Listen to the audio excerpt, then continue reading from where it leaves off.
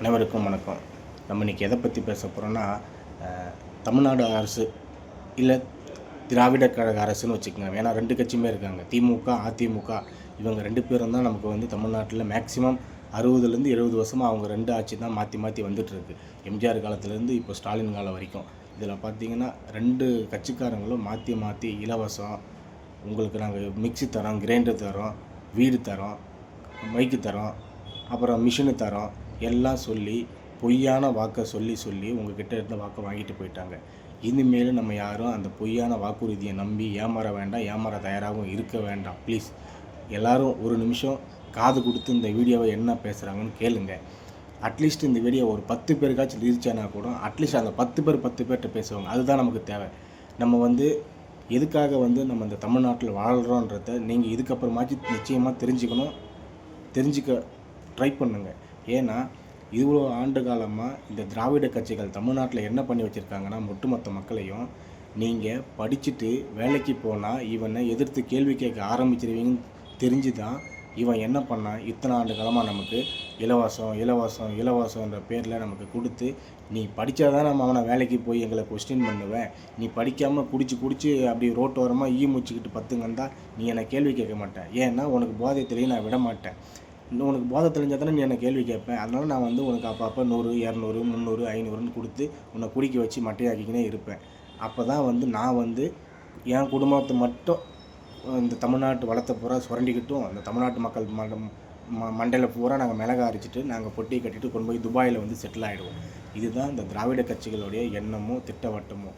அதனால் மக்களாக்கில் நீங்கள் சிந்திச்சுட்டு உங்கள் வாக்கை செலுத்துங்க. ஆனால் 100% இந்த தமிழ்நாடு தேர்தலில் வந்து 100% இருக்கணும். எதுக்குன்னு பார்த்தீங்கன்னா, இந்த தலைமுறைக்கான தேர்தல் தான் இந்த 2026 தேர்தல். அதனால் மக்களாகி நீங்கள் சிந்திச்சிடுங்க. உங்களுக்கான தலைவர், உங்களுக்கான பிரதிநிதி யார் இருக்கணும்னு நினைக்கிறீங்களோ அவங்களுக்கு மட்டும் ஓட்டு போடுங்க. இந்த திராவிட கட்சிகளை நம்பி ஏமாந்ததெல்லாம் போதும், சீரழிஞ்சது போதும், அசிங்கப்பட்டது போதும், அவமானப்பட்டது போதும். நம்ம வந்து உங்கள் ஜென்ரேஷன் வீணானது வரைக்கும் போதும். அட்லீஸ்ட்டு நமக்கு அடுத்ததுக்கு வர சங்கதிகளுக்கு நம்ம வழி விட்டு நிற்போம். அதுக்கான ஒரு பாதையை நம்ம தான் க்ரியேட் பண்ணி கொடுக்கணும். அந்த பாதையை உருவாக்குறதுக்கு நம்ம ஒரு தூணாக இருப்போம். அதனால் மக்கள் நீங்கள் வந்து சிந்திச்சுக்கிட்டே இருங்க. இந்த எலெக்ஷனுக்கு இன்னும் 15 நாள் தான் இருக்குது. இந்த 15 நாளில் இன்னும் என்ன வேணாலும் நடக்கலாம். எவ்வளோ நைட்டில் வந்து இப்போவே கரண்ட் ஆஃப் பண்ணிட்டு நைட்டில் வந்து பணம் வந்து டிஸ்ட்ரிபியூஷன் பண்ணுறாங்க. எலெக்ஷன் கமிஷனுக்கு கம்ப்ளைண்ட் பண்ணாலும் ஒன்றும் ரியாக்ட் பண்ணுறது கிடையாது. ஆளுங்கட்சின்றதுனால கொடுக்குறதெல்லாம் அப்படியே கண்டுக்காமல் விட்டுட்டு போகிறாங்க. அதாவது நான் எலெக்ஷன் கமிஷன்கிட்ட என்ன கேட்டுக்கிறேன்னு பார்த்தீங்கன்னா, இது வரைக்கும் நீங்கள் வந்து வாக்காளர் பணம் வாங்கினா 5 வருஷம் ஜெயிலுன்னு சொல்கிறீங்க, 4 வருஷம் ஜெயிலுன்னு சொல்கிறீங்க. அதே வாக்காளருக்கு பணம் கொடுத்த அந்த கேண்டிடேட்டு இது வரைக்கும் தமிழ்நாடு அரசியல் களத்தில் யாராச்சும் ஒரு கேண்டிடேட்டை பணம் இவங்க வந்து டிஸ்ட்ரிபியூட் பண்ணாங்க, அதனால் நாங்கள் இவங்களை கைது பண்ணியிருக்கோம், அட்லீஸ்ட் இந்த எலெக்ஷன்லையாச்சும் அவங்கள நிற்கிறதுக்கு தகுதி கிடையாதுன்னு ஏதாச்சும் ஒரு கேண்டிடேட் அறிவிச்சதா கிடையாது. அந்த மாதிரி ஒரு சுச்சுவேஷன் இங்கே நடந்ததும் கிடையாது. ஆனால் அப்பாவி மக்கள் பாவம், அவங்க மட்டும் கை நீட்டி பணம் வாங்கிட்டாங்கன்னா, நீங்கள் ஓட்டுக்கு பணம் வாங்கிட்டீங்கன்னு சொல்லி அவங்கள அரெஸ்ட் சொல்லி மிரட்டுறது, ஜெயிலில் போடுவோன்னு சொல்லி மிரட்டுறீங்க. ஏன் மிரட்டுறீங்க? அப்பாவி மக்களுக்கு என்ன தெரியும்? நீங்கள் மக்கள்கிட்ட விழிப்புணர்வு ஏற்படுத்துங்க. அந்த விழிப்புணர்வு ஏற்படுத்துறதுக்கு நீங்கள் என்ன ஸ்டெப் எடுத்தீங்க? எலெக்ஷன் கமிஷன், தேர்தல் ஆணையம் என்ன இது வரைக்கும் நடவடிக்கை எடுத்தீங்க? மக்கள் யாரும் பணம் வாங்கக்கூடாது, பணம் வாங்குறது மிகப்பெரிய குற்றம். ஆனால் அந்த பணத்தை உங்களுக்கு கொடுக்க வரவங்களே எங்களுக்கு ஃபோன் பண்ணி சொல்லுங்கள். கண்டிப்பாக நாங்கள் வந்து அவங்கள கேண்டிடேட் ரிஜெக்ட் பண்ணிவிடுவோம். அட்லீஸ்ட் அவங்க அடுத்த 5 வருஷத்துக்கு அவங்க எந்த எலெக்ஷன் நிற்க முடியாத அளவுக்கு நாங்கள் வந்து அவங்கள பேன் பண்ணிவிடுவோம். அப்படின்னு நீங்கள் மக்கள்கிட்ட கொண்டு போய் சேர்க்குற அளவுக்கு ஒரு விழிப்புணர்வு பிரச்சாரத்தை ஏன் பண்ண மாட்டேங்கிறீங்க? இது ஜனநாயக நாடு. மக்களுக்கு வந்து இங்கே படிப்பறிவு நிறைய இல்லை. மோஸ்ட்லி பார்த்தீங்கன்னா கிராமப்புறங்களில் பார்த்தீங்கன்னா யாருக்கும் என்னவும் தெரிய மாட்டேங்குது.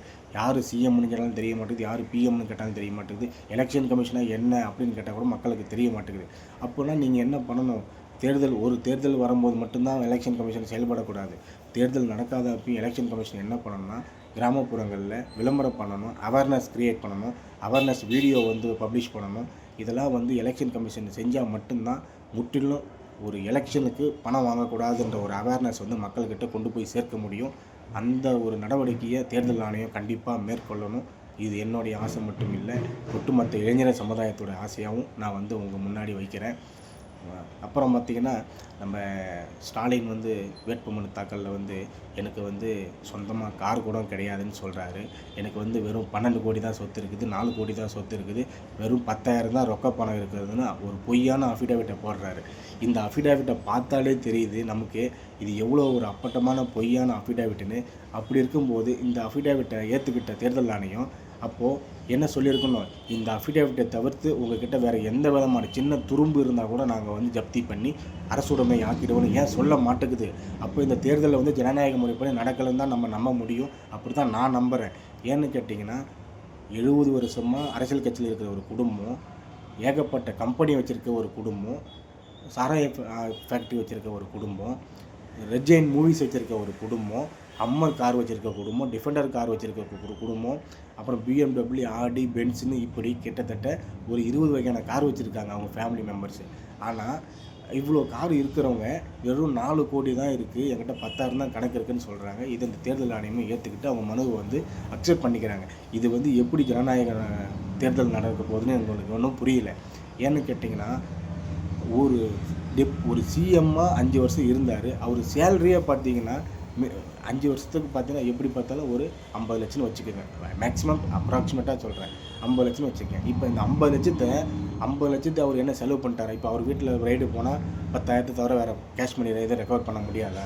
அப்போ இந்த தேர்தல் ஆணையத்துக்கு தெரியாதா? இப்போ கூட சமீபத்தில் வந்து துர்கா ஸ்டாலினுக்கு வந்து ஒரு 167 கிலோ ஒரு வெள்ளி பீரோ ஒருத்தர் ப்ரெசென்ட் பண்ணார், கிஃப்டாக கொடுத்தாங்க. அப்போ அந்த கிஃப்டாக கொடுத்ததும் இவங்க வீட்டில் தானே இருக்கும். அப்போ அதுவும் அவங்க வீட்டில் ஒன்றாவது ப்ராப்பர்ட்டி தானே. அப்போ இந்த ப்ராப்பர்ட்டி ஏன் காமிக்கல? அப்புறம் முதல்வர் ஸ்டாலின் கையில் வந்து பார்த்திங்கன்னா ஒரு வாட்ச் இருக்கும். அந்த வாட்சோட விலை பார்த்தீங்கன்னா 2.62 கோடி. அப்புறம் இன்னும் ஒரு வாட்ச் வச்சுருக்காரு, அந்த வாட்சோட பார்த்தீங்கன்னா 1.5 கோடி.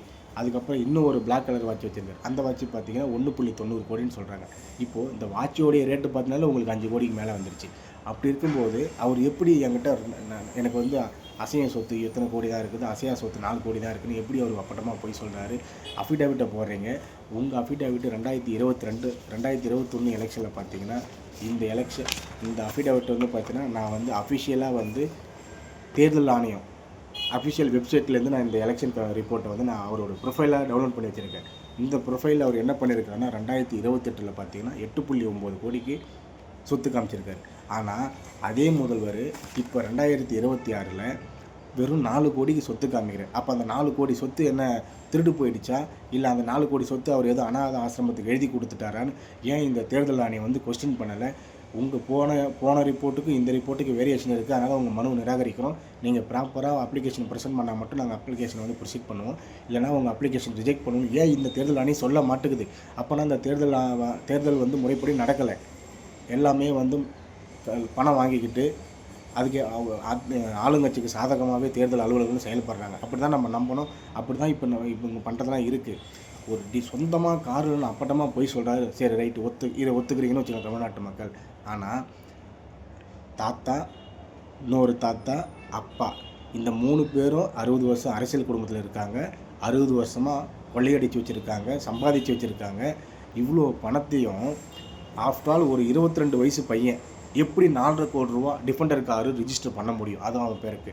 ப்ளஸ் வந்து ரெட்ஜெயின் மூவிஸுக்கு அவர் இன்றைக்கி தான் ஓனர். அப்போது இந்த டிஃபெண்டர் காரை வந்து 22 வயசு பையன், இன்னும் காலேஜ் கூட முடிக்கலை, காலேஜ் படிச்சுட்ருக்க பையன் என்ன சோர்ஸை வச்சு இந்த 4.5 கோடி ரூபா டிஃபெண்டர் கார் வாங்கினான்னு யாராலையும் கொஸ்டின் பண்ண முடியல, யாரும் கொஸ்டின் பண்ண மாட்டேங்கிறாங்க. அப்போ இந்த தேர்தல் ஜனநாயக தேர்தல் கிடையாது. மக்களே நீங்கள் நம்புங்க. ஒரு மாற்றுப்பாதை கண்டிப்பாக கொண்டு வரணுன்னா அதுக்கு என்னோடய முயற்சி மட்டும் போதாது, உங்கள் மக்கள் எல்லாருடைய முயற்சி இருந்தால் மட்டும்தான் நம்ம மாற்றுப்பாதையை கொண்டு போக முடியும். அந்த மாற்றுப்பாதை எங்கே இருக்குதுன்னு தேடுங்க. நானும் உங்களோட சேர்ந்து தேர்ந்தெடுக்கிறேன், உங்களோட சேர்ந்து பயணிக்கிறேன். ஆனால் மீண்டும் சொல்கிறேன், இந்த திராவிட கட்சிகளை அரியணையில் ஏற்றாதீங்க. அப்படி ஏற்றிட்டீங்கன்னா அது வேஸ்ட்டு.